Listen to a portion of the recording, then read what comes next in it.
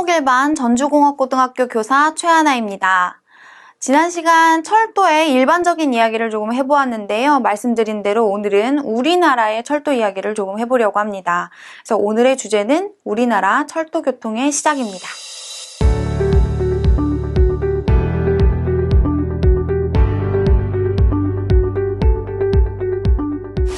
우리나라의 주요 철도망이 언제 개설되었는지에 대한 이야기를 조금 해보려고 하는데요. 전체적인 이력이 다음과 같습니다.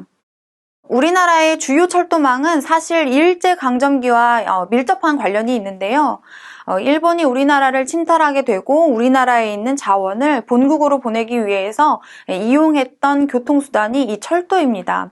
그래서 실제로 우리나라에서 경부고속도로가 먼저 개설되었던 도로와 달리 철도 같은 경우에는 인천항과 연결이 되어 있는 경인선이 먼저 부설이 되었는데요.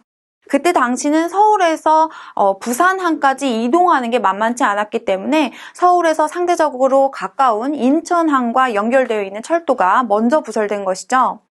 처음에 이 철도 부설권은 사실상 미국이 가져갔다고 해요. 근데 이제 미국이 이 철도 사업을 착공해 놓고 자본이 부족해서 이 철도 부설권을 일본에 넘기면서 결국 경인선 공사를 일본이 마무리를 짓게 됩니다.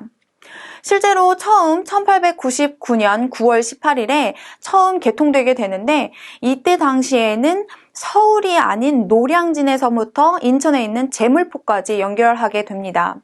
그 이유는 그때 당시는 한강을 건너는 교량을 만들 만한 기술력이 조금 부족했는데요.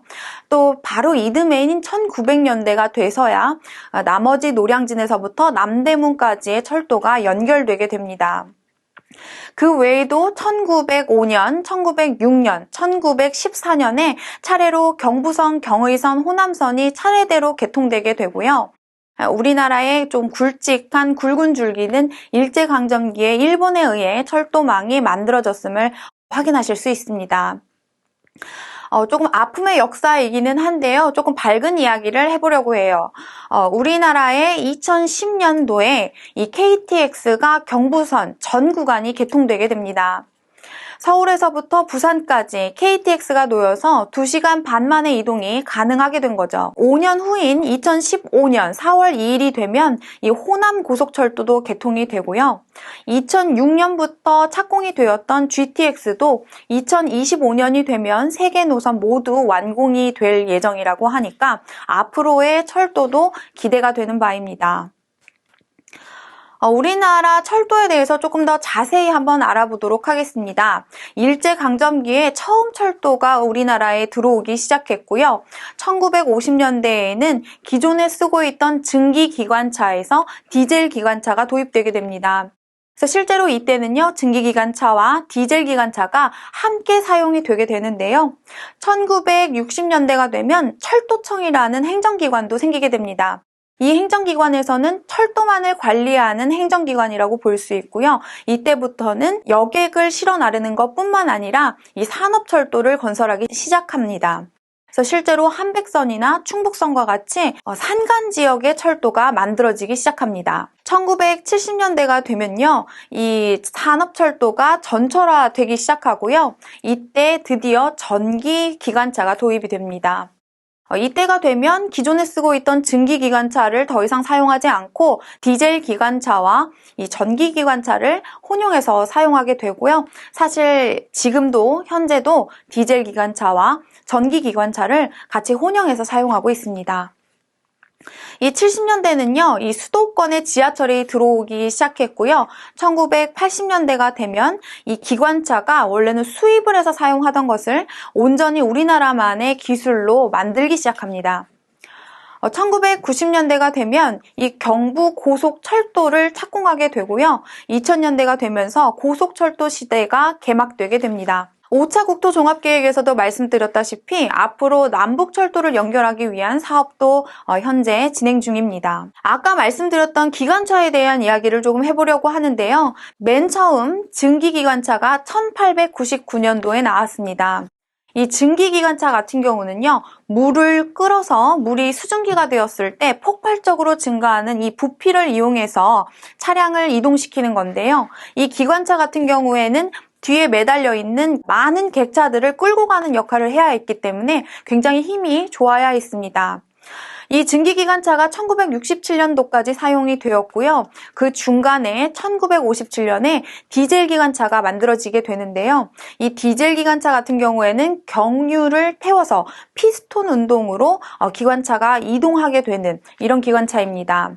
실제로 이 디젤 기관차는 힘이 좋아서 아직까지도 사용이 되고 있는데요. 사실 경유를 태우기 때문에 어쩔 수 없이 매연이 발생하는 단점이 있습니다. 그 다음 나온 것이 이런 매연이 나오는 단점을 조금 보완하고자 전기기관차가 나오는데요. 실제로 기차 위에 달려있는 전선을 통해서 전력을 공급받기도 하고요. 이 레일 2개 옆에 하나의 레일을 더 설치해서 이 3레일 철도라고 하는데, 이런 경우 세 번째 레일에서 이 전력을 공급받기도 합니다. 전력을 공급받은 기관차가 이 전기의 힘으로 앞으로 나가게 되는 건데요. 이 전기기관차는 1973년부터 도입되기 시작해서 현재도 사용되고 있습니다. 사실 이 전기기관차가 나오면서 매연이 나오지 않고 이때부터 철도가 녹색 교통수단이다 라는 이야기가 시작되었던 겁니다. 이 기차와 관련해서요, 조금 관련된 그래프를 조금 보실 텐데요. 첫 번째 왼쪽에 있는 그래프는 그동안 도로가 얼마나 많이 늘었고 공항이 얼마나 많이 늘고 항만이 얼마나 많이 늘었는지 여타 부분을 조금 볼 수 있는데요. 지금 보시면 맨 위에 비행기 표시가 보이시죠? 그래프의 상단에 위치한 걸 보면 이 공항도 굉장히 많이 늘었다는 걸 아실 수 있습니다. 그 바로 밑에 파란색은요, 이 도로의 길인데요. 정말 폭발적으로 도로가 많이 늘었다는 것을 아실 수 있습니다. 이 크레인이라고 하는 구조물이 점차 키가 커지는 것도 확인하실 수 있는데, 요거는 항만이 많이 늘었다는 이야기고요. 이 가장 밑에 빨간 색깔 선은 고속도로를 의미합니다. 그 중간에 연두색 선이 보이실 텐데요. 거의 높고 낮음이 없이 이렇게 평행한 선을 유지하고 있는데요.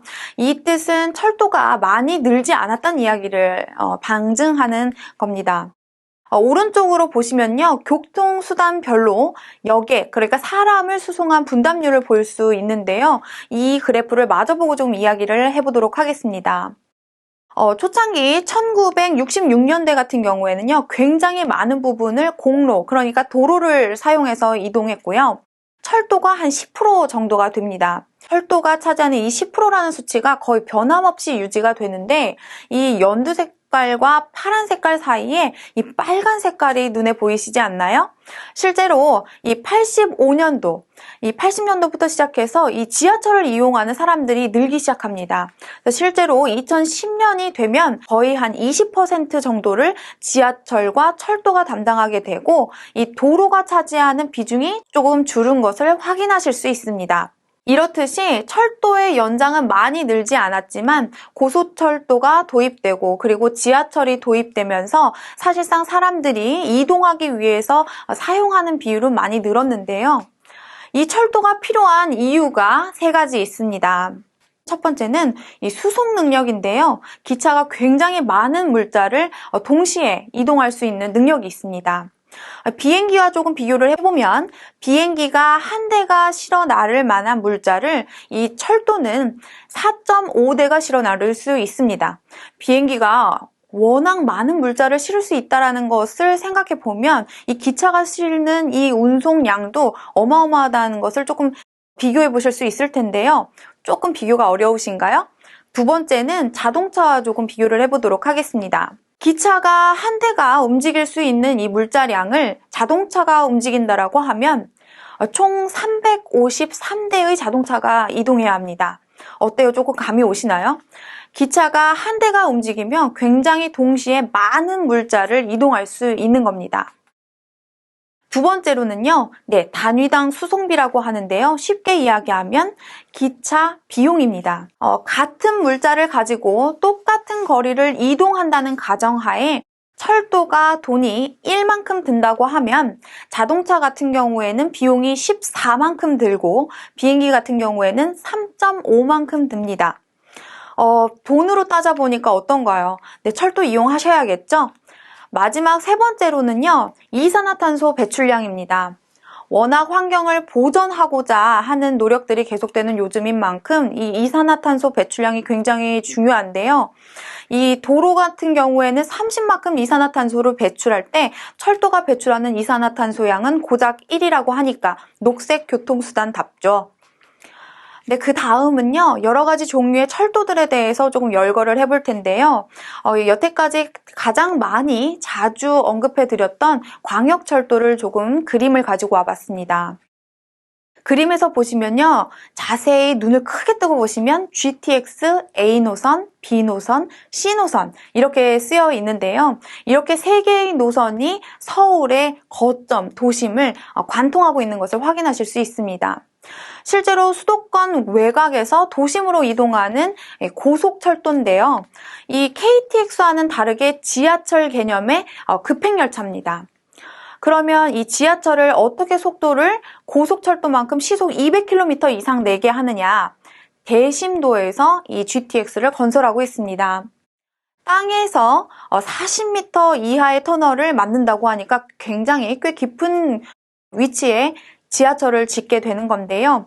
이렇게 깊은 곳에 짓기 때문에 그만큼 더 직선에 가깝게 철로를 만들 수 있는 겁니다. 그러다 보면 이동거리가 짧고 그리고 역 간의 거리가 멀어지면서 이 순간적인 주요 구간 속도가 시속 200km 이상 낼 수 있게 되는 것이죠. 2025년도에 되면 이 세 개 노선 모두 완공된다고 하니까 한번 경험해 보시러 가는 것도 좋지 않을까 합니다. 그 다음 언급해 드렸던 건데요. 대륙횡단철도입니다. 말로만 말씀드렸는데 이 아시아 대륙에는 크고 작은 철도들이 이렇게 4가지나 있습니다. 시베리아 철도, 만주 횡단철도, 몽골 횡단철도, 중국 횡단철도. 이 횡단이라고 하는 것은 나라를 가로질러 가는 걸 이야기하는데요. 굉장히 길이가 긴 철도를 말하는 거죠. 시베리아 철도 같은 경우에는 이 블라디보스토크에서 시작해서 저쪽 왼쪽 끝으로 가면 베를린을 지나 로테르담까지 연결되어 있는 것을 확인하실 수 있습니다. 그래서 실제로 우리나라 철도를 저 시베리아 철도와 연결하려는 이유는 이 물자를 실어 나를 때 우리나라에서 기차를 통해서 유럽까지도 조금 실어 나르고자 이런 노력들이 계속되는데요. 실제로 남북 철도를 연결하기 위한 노력들이 계속되고 있습니다. 하지만 어려운 이유가 여러분도 아시다시피 남북이 분단되어 있는 상황인데요. 이런 분단으로 인해서 철로가 끊기게 되고 1967년도 전 구간이 폐지되었던 동해 북부선이 있는데요. 삼척에서부터 북한에 있는 안병까지 연결되어 있던 철도를 이야기합니다. 이 철도가 약 한 300km 정도 되는데요. 이 중에서 중간에 강릉에서부터 제진까지 약 한 110km 정도를 이 복구하는 작업을 하고 있습니다. 이렇게 철도가 연결되면 한반도에 철도망이 생기게 되고 이 철도망이 유럽까지 연결되게 됩니다. 이번에는 미래의 철도에 대해서도 좀 언급을 해드리려고 하는데요. 여러분 전기차 좋아하시나요? 전기차의 가장 대명사라고 불리는 테슬라의 앨런 머스크라는 대표가 미래의 철도를 한 가지 이야기한 게 있습니다. 네, 하이퍼루프인데요. 기차가 달릴 때 여러 군데에서 저항을 받게 되고 이 저항은 기차의 속도를 느리게 하는 데 영향을 주는데요. 보통 기차의 바퀴와 레일 사이에서 발생되는 마찰과 공기에서 받는 저항이 있습니다. 이 바퀴와 레일 사이에 있는 마찰을 줄인 것이 자기부상열차라고 하는 건데요. 이 자기력이라는 것을 이용해서 바퀴와 레일이 서로 밀어내는 반력을 만듦으로써 이 바퀴와 레일 간의 저항력을 줄인 건데요. 이 하이퍼루프는 기차가 받고 있는 공기 저항마저도 줄인 미래의 철도라고 할 수 있습니다. 그래서 이 하이퍼루프는요, 일단 공기가 거의 적은 진공관을 만들고 그 안에 철도를 넣어서 시속 1200km까지 낼 수 있는 미래의 철도가 된다는 거죠. 실제로 이것이 실현 가능한지에 대해서는 여러 의견이 분분하지만 스위스에서는 제네바에서 취리히까지 17분 만에 도달할 수 있는 하이퍼루프를 만들겠다라는 계획이 발표됐다고 합니다. 네, 여러 가지 철도에 대해서 다뤄봤는데요. 철도라고 하는 것은 앞으로 환경을 보존하는 데 굉장히 주목받을 만한 교통수단이고요. 우리가 앞으로 또 알아볼 것은 터널이라는 구조물인데 또 다음 시간에 터널에 대한 이야기를 가지고 돌아오도록 하겠습니다. 네, 고생 많으셨습니다. 감사합니다.